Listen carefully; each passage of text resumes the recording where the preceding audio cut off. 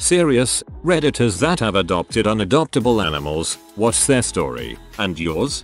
He was a 10-year-old black tomcat who had bounced around fosters and the shelter for 2 years and needed a special diet. In all that time he was available for adoption, but nobody had even inquired, and he needed out of his current foster ASAP since an elderly cat owned by the people had suddenly taken a dislike to him. We took him in and were warned that he was so terrified of people he'd likely hide under the furniture for 2 months before we'd see him.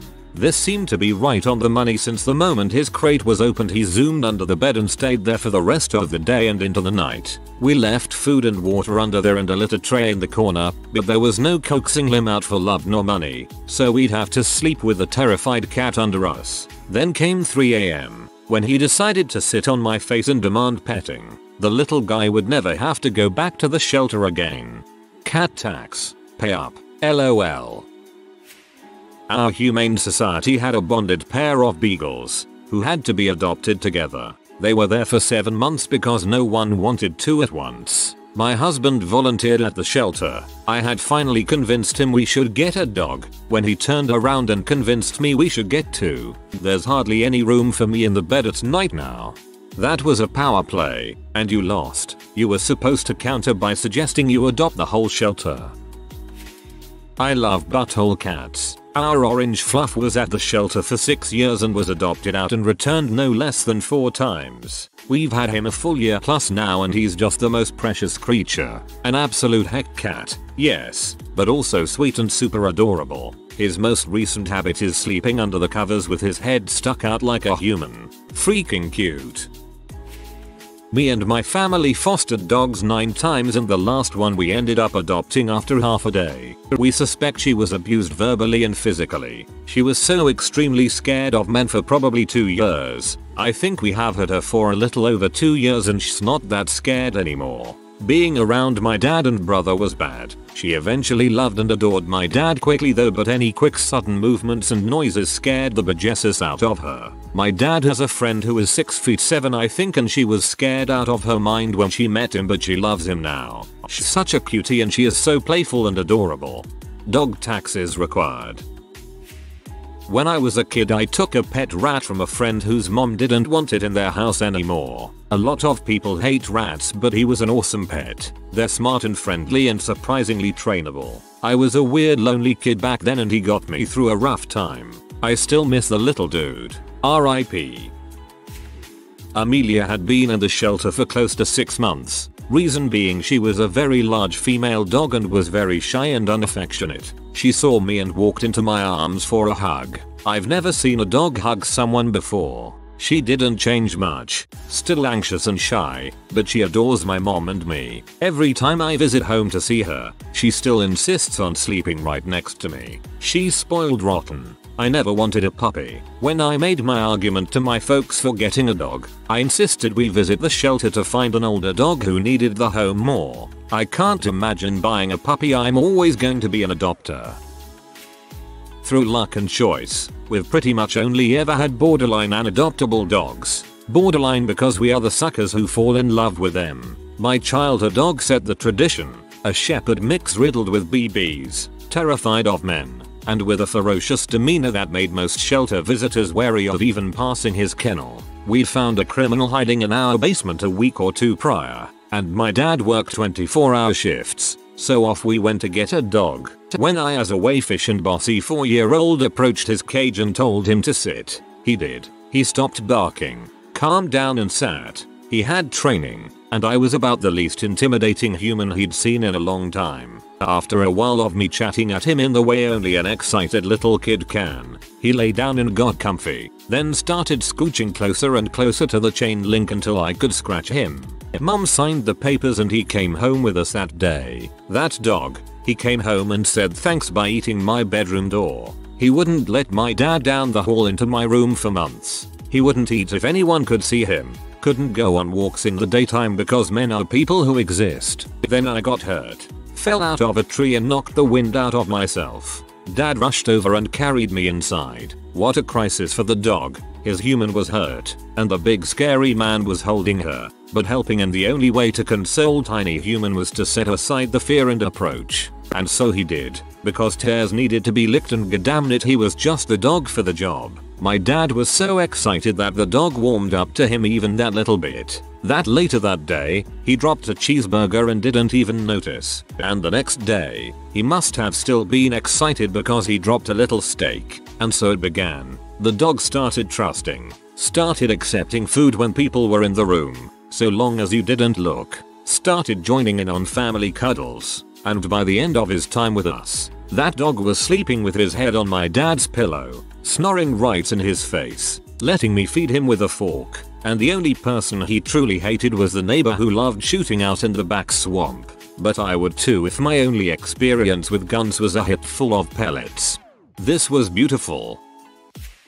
I grew up in a family that specifically adopted the unadoptable, and so when it came time to have my own it felt weird bucking the trend, although one kitten slipped through when we took his mum. Anyway, we lost a year-old feral who clearly hadn't developed properly and his twin was not the same, so we decided to hunt out another feral. I rang the cat's protection and asked to see their most hissy, spitty, and lovable messes. They delivered. Hidden away from people with no clue was a teeny tiny feral black ball of smell. She was beautiful 4 weeks kitten on permanent high alert and hissed and scratched all the time.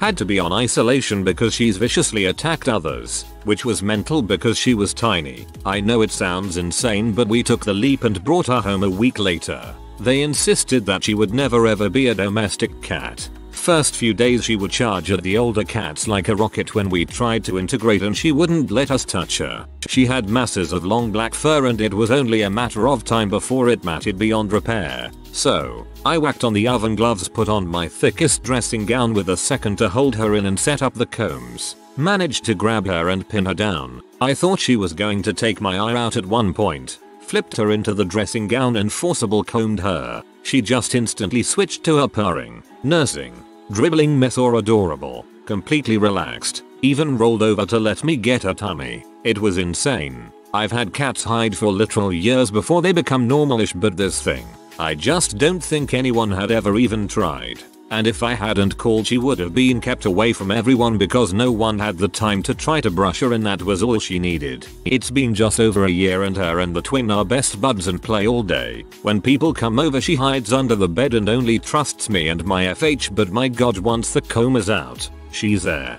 Best risk we ever took. Cat tax. We were the third owners of our dog. She just didn't warm up to anyone. We brought her home, and for over a year she wouldn't even look at us when we came in the door. We had to coax her outside for walks with meat treats. We had to hug her when we washed her to stop her shaking. We had to let her know it was okay to eat and give her lots of time to get through it. She's 8 now, and a different dog. She trots up to me when I get home and leans on me for a huge cuddle. She weighs about 80 pounds. It's the best. She nose bumps me just to remind me she's here if I haven't paid her enough attention. She loves kids, all other animals and people of every walk of life. Under all those nerves and fears of being left behind, she was the world's greatest ever dog waiting to be uncovered. I wish I could have 30 more years with her. These last 6 have gone by way too fast.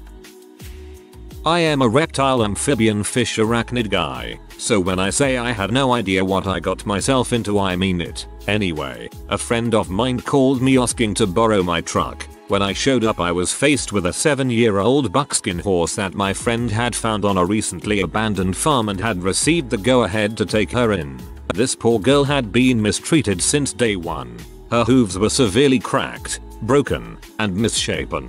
She had been kicked by another horse, resulting in a broken leg that was left untreated and never healed correctly. She was malnourished, underweight, and had a whole host of parasites and health issues. On top of all that, she wouldn't let us anywhere near her. She almost kicked my friend in his face and tried to bite me several times as we were trying to get her in the trailer. After finally getting her in the trailer, we got her to her new home, a wide open space with plenty of grass, trees, and an open barn. The vet unfortunately was bitten a few times trying to examine her and almost left if we hadn't begged them to stay. We got her the meds she needed and put her on a diet to bring her weight up. After spending a good amount of time trying to warm her up to people, and eventually she would let us come up and touch her without being bitten or her running away. We got a farrier out to look at her hooves, and over time he slowly trimmed and corrected her hoofs the best he could. After they were sufficiently healed, he shoed her, and about a year later she was healthy, happy and well mannered. Unfortunately, we could do next to nothing about the messed up leg, but it didn't seem to slow her down. Just means she would never be able to be ridden or used for anything weight intensive, but I don't think she cared.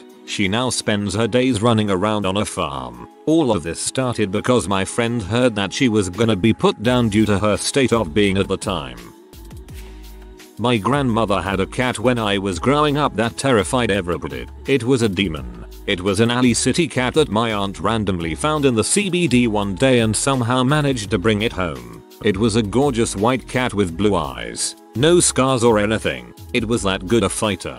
From the moment she brought it home, the only people that could touch it was my aunt and my grandmother. Most other people couldn't even look at the cat and it would attack them. I've personally seen it jump over a wall to pick a fight with 2 German Shepherd dogs. It would routinely chase small dogs down the road. It hated small children and would attack my brother often. It did once and my dad threw a brick at it. It shrugged off the brick, then got angry. It also once tried to pick a fight with a bus. That sucker ended up dying of old age. Everyone was glad to see it go except my aunt and my grandmother. Frick that cat. I love cats though. I would pay good money to see a cat pick a fight with a bus.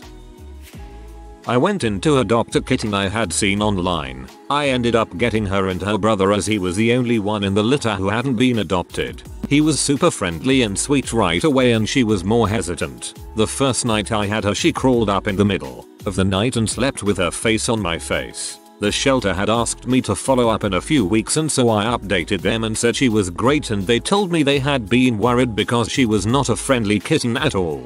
For her first few years she wouldn't really let anyone pick her up but me. But now when people are over, she seeks it attention. Not nearly as sad or as big of a turnaround as a lot of these stories. I just think she is territorial and likes her space on her terms. Neither have ever bitten or scratched me. I adopted a dog about 4 years ago. Her name is Maple, and while the shelter didn't tell me about any problems, she later turned out to have quite a few. I suspect she or her mother were beaten with some sort of weapon, because she knows what a weapon is: knife, sword, gun, etc. and will get really scared and upset if someone approaches her holding one, even if it's a toy. When I first adopted her, she was scared to death of men, and would submissive pee every time my dad talked to her about her. When my dad had a tall, deep voice friend over for dinner, Maple wouldn't even enter the room. She just hid under a chair with her tail tucked until he left. I also think she may have been taken from her mother too early. She was only 3 months old when I got her, and for the first year of having her, she had severe separation anxiety. If I left the room, she had to go with me. If I was out of her sight for more than 30 seconds, she would start crying and looking for me. She's pretty much better now, although she still has a fear of weapons and won't go near deep voice men. But as I type this, she is sleeping on the couch peacefully, waiting for me to go to bed so she can go to bed too. I sort of wish I knew who adopted her siblings so I could see if they had the same fears triggers, but that likely won't happen. Regardless, if your dog is named Aspen or Fern, and you've had them for about 4 years, HMU. If I recall correctly, Fern and Maple are both black dogs with tan markings, while Aspen is tan brown. Likely some sort of Dachshund Manchester Terrier mix. Adorable curly tail. A few years back, my mom and I adopted a cat from our local humane society after being catless for a few years. We went in and were checking out the different cats when my mom said she found one that she liked. They told us that someone had found her abandoned in a dumpster and that she was really skittish and shy and had been at the shelter for some time. My mom absolutely fell in love with her and we took her home that day. For the first year we had her, she hid from us and would actively avoid any room we were in. At the time, it was a little frustrating, but we gave her time to adjust, and man, am I glad we did. We've had her for almost 12 years now and she has become the sweetest cat I've ever had. My mom and I have had terrible luck with cats, but we finally managed to find a wonderful one. Her name is Daisy, but I call her Bun. and I wouldn't trade her for the world. I live on my own now and don't think I could survive without her. She sleeps in my bed every night and constantly climbs in my lap or follows me around the house. Whenever I'm getting ready for bed, she'll climb onto my chest and throw herself down next to my head so that her face is pressed against mine. Not to mention, she's a purring machine. Bun is honestly such a blessing and I'm glad we never gave up on her, despite her being so shy and a little cold for the first year. I feel like a proud parent when I talk about her because I just adore and love her so much. For anyone interested, there's a picture of her in my post history. My fiancé adopted a troubled cat before we met. She is very shy and does not like being handled at all. My fiancé likes to pick her up and make her dance, etc. She hates this. I understand how she likes contact. I just hold my hand still and let her rub up against it. Sometimes she nibbles my arm, and sometimes the nibbles hurt, but she has never drawn blood. She likes to sleep on my side of the bed. She is my familiar. I love her. Please advocate on your cat's behalf for your fiancé's behavior. The poor cat will be traumatized. Please help him see that it is making your cat really unhappy and that she is not there as amusement. Thank you for showing her love. She clearly really appreciates you. My mother's cat, Banana Boat, was at our local humane society for most of her 1.5 years of life. Adopted, returned, repeat. She was found on a boat as an abandoned kitten with her leg nearly severed. They sewed it back on. She is very talkative and a bulldozer. She will quite literally push through anything and make lots of noise to get what she wants. It's cute, but other people mistook this as hunger and unhappiness and fed little Banana Boat the tuxedo cat until she became obese. My mother adopted her and Banana Boat instantly loved everybody. Not sure why so many people returned her. Nana is a lovely kitty and provides a ton of love. This story isn't so sad. It's more confusing because I am not sure what was wrong with her. Maybe most people want an independent cat, but she definitely needs to be included in everything. Sorry for any typos. Mobile and fat fingers isn't a good combo. My cat broke my heart. He was a feral rescue cat I took for 2 weeks so he would get used to living inside. He was kicked out of his previous foster home for attacking their other animals, and one of the adults, and most guests. I had one temperamental and bossy rescue dog who also had issues but knew she would not let a cat boss her around. My cat never became noticeably better tempered. However, he and the dog ended up being really close. They would sleep next to each other in the sun or in front of the fire, and when dog died, he wouldn't leave me for days. I was checked on every hour. He terrified my relatives, attacked my guests, left permanent scars on me and killed a lot of birds, rats and mice. He also was afraid of the rain and insisted I sat with him in the hall during bad storms. He would sometimes sleep in my hair and tore all my pillowcases to shreds. He waited for me every day and no other cats or animals were allowed near me. He became seriously ill with arthritis, diabetes, a fused back and bad teeth. I medicated him twice a day, watched his diet and nursed him through his lows and diabetic comas. He would get his morning cuddles and head rubs on the floor until he had enough and bit me. Every day, we had a connection and I love him so much. I hate coming home because he isn't here. I miss him every day. Hugs. Black thumb cat who drools when he purrs, loudly snorks when he eats, and can't just be petted but must actively and sometimes aggressively press against your touch. He is mine and only mine and very clingy. He's very sick and so my parents have been watching him because they're retired and I am all alone and so lonely. I miss my snorker. Adopted a 10-year-old dachshund who was incredibly aggressive towards people. His then owner told me this story. That dog was his parents' prized possession. They would show him at dog contests and he would win a lot of prizes. He was gorgeous. They treated him very well. One day, he did not give any more details than that and it was pre-internet days. His dad killed his mum in front of the dog. The dog was traumatized and a couple of years after the event, which brings us to the time of my adopting him, he would still howl and cry for hours after hearing sirens. Be it ambulances, fire trucks or police. They basically had him in a room away from anyone ever as he would lash out at anyone trying to touch him. So I took him in a heartbeat. We were 5 people in the house and 3 other dogs. The first couple of days I left him to his own devices. He was basically cowering behind an armchair. I would throw food at him so as not to approach him and stress him. At night, I made sure the door to the living room was closed so the other dogs couldn't come to hassle him. Every day after that I would come a little nearer to him, talking to him softly. On day 5, he initiated contact with my other dachshund, a miniature half his size. Together they went to the garden and met with the other dogs. From there he had become part of their pack and was approachable by the people of the household on the condition of not surprising him with physical contact. Until he heard a siren again. He went back to howling and shaking and looking so miserable. So I forcefully took him in my arms and told him I had his back. He was safe here. Something broke the rut he was in and he cuddled with me for the longest time. He was pretty much at ease in the house by then and would come for a cuddle if he heard a siren. And then one day he didn't. He didn't need the reassurance anymore. All in all, it took a month for him to behave like he'd always been mine and had no hang-ups about his past anymore. He passed 1 week shy of his 20th birthday. He took a chunk of my heart with him when he left, but you know what? He's very welcome to it.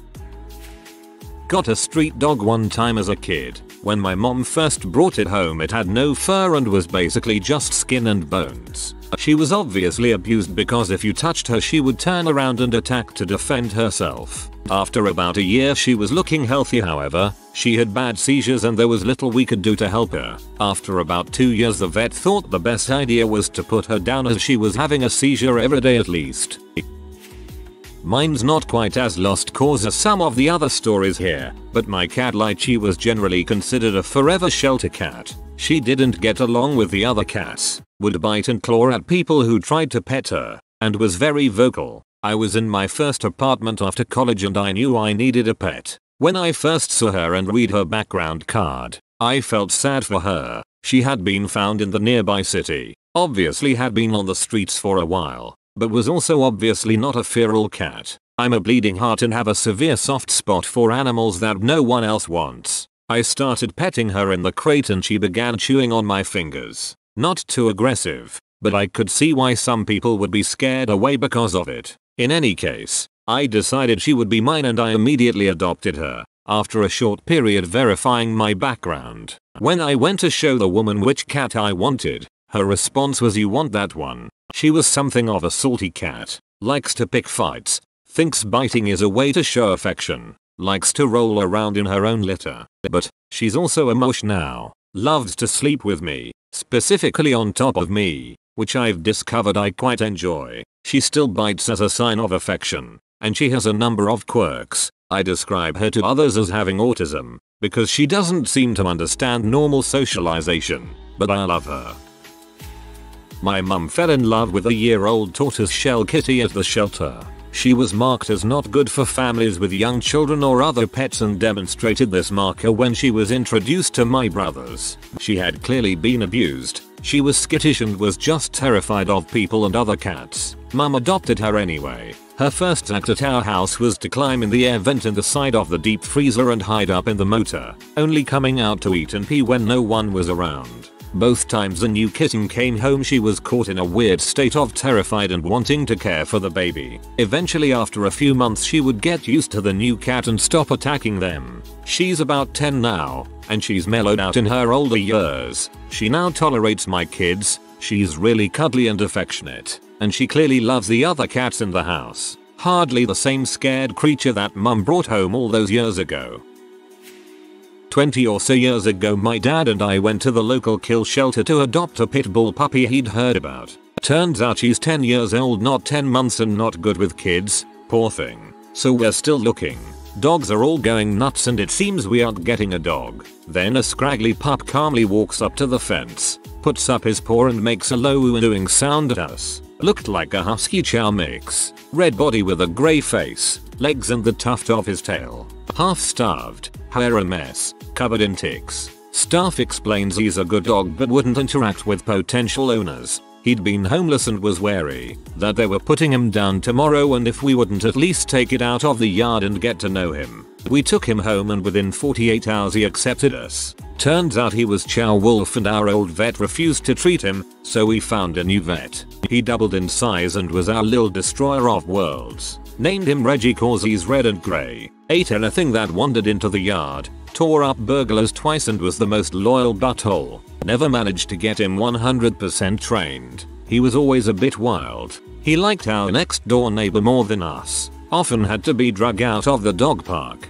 A male picked a fight and Reggie was going to finish that crap. He lived his final years in rural AR, often running loose and getting in all kinds of trouble. You were my best friend.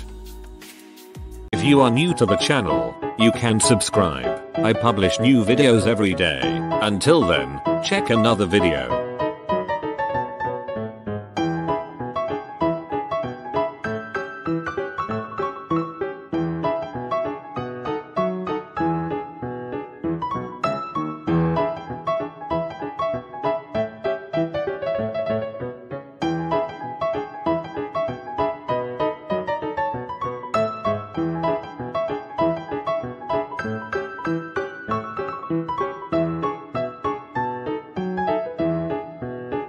Bye for now.